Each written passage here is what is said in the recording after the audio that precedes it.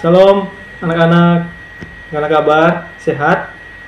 Nah, baik, hari ini kita akan belajar. Sebelum kita belajar, kita bersatu di dalam doa. Bapa di sorga, terima kasih di kesempatan ini kami bisa belajar kembali. Berkati kami semua, anak-anakmu Bapak yang mau belajar melalui online hari ini. Terima kasih, di dalam Tuhan Yesus kami berdoa. Amin. Nah, baik anak-anak, hari ini kita belajar dengan tema berbagi. Baik, kita akan baca satu ayat Alkitab di Amsal pasal 11 ayat 25. Ayo buka semua anak-anak Alkitabnya. Baik, kita baca sama-sama. 1, 2, 3. Siapa banyak memberi berkat, diberi kelimpahan. Siapa memberi minum, ia sendiri akan diberi minum.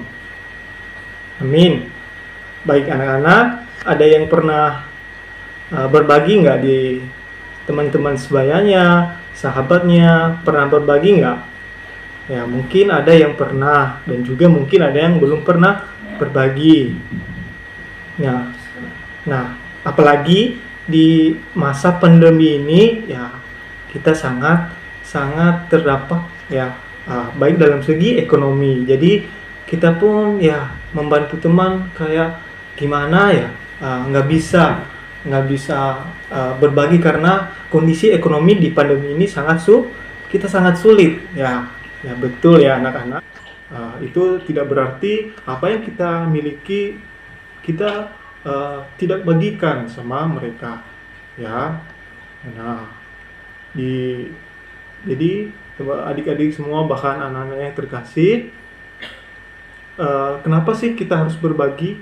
Ya, di Lukas pasal 6 ayat 38, Tuhan Yesus mengajarkan bahwa jika kita memberi, ya maka kita pun akan diberi.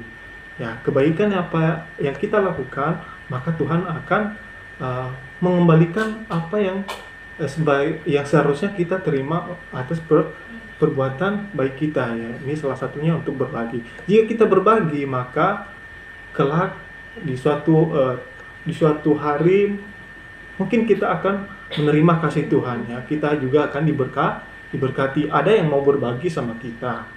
Nah, anak-anak, apa sih berbagi? Berbagi itu adalah suatu sifat yang suka memberi atau menerima sesuatu barang, cerita, kisah, atau uang. Itu juga berupa makanan dan segala hal yang penting dalam hidup kita. Berbagi juga bisa loh kepada Tuhan, sesama, alam, dan setiap hal di bumi ini ya. Tujuannya supaya agar orang lain terberkati dan tertolong dengan berbagi ya. Nah, hidup kita harus berarti untuk sesama kita ya, untuk teman-teman kita ya. Baik, teman anak-anak yang terkasih, ada dua hal yang harus kita pahami mengapa kita sih harus berbagi ya adik-adik. Poin pertama, bahwa Tuhan Yesus lebih dahulu mengajarkan kita untuk berbagi. Nah, adik-adik masih ingat nggak waktu Yesus memberi makan 5.000 orang? Nah, Yesus berbagi di situ ya. Ketika orang-orang atau orang Israel pada waktu itu tidak memiliki uang, tidak mampu membeli makanan, maka Tuhan Yesus memberkati dan banyak sekali ya, roti, bahkan ikan ya, bahkan lebih dari 12 bakul, sangat banyak. Yang kedua, untuk mengumpulkan harta di sorga ya. Nah, di Matius pasal 6 ayat 20 sampai 21, tetapi kumpulkanlah bagimu harta di sorga. Nah, di sorga ngengat dan karat tidak merusaknya. Nah, anak-anak sekalian, ya, bahwa salah satu perbuatan berbagi adalah itu adalah salah satu harta kita yang kita kumpulkan di sorga ya. Masih ingat kisah Lazarus ya, ketika orang kaya itu tidak membantu tidak memberi minum, makan. Ya, pada akhirnya orang kaya itu tersiksa di tempat yang paling panas, yang paling ngeri. Tetapi Lazarus mendapat tempat yang paling nyaman, ya. Dan sampai selama-lamanya Lazarus memiliki tempat yang aman karena Tuhan mengasihi dia.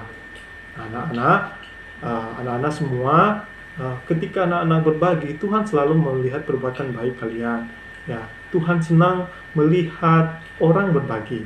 Ya, anak Tuhan juga harus bisa berbagi dengan teman, sahabat, kepada orang-orang yang membutuhkan. Nah, sebagai ayat hafalan kita, Kisah Para Rasul 20 ayat 35, adalah lebih berbahagia memberi daripada menerima. Jadi ingat ya anak-anak, jangan tunggu sampai kamu punya lebih untuk memberkati orang lain. Berilah sekecil apapun yang kamu miliki saat ini.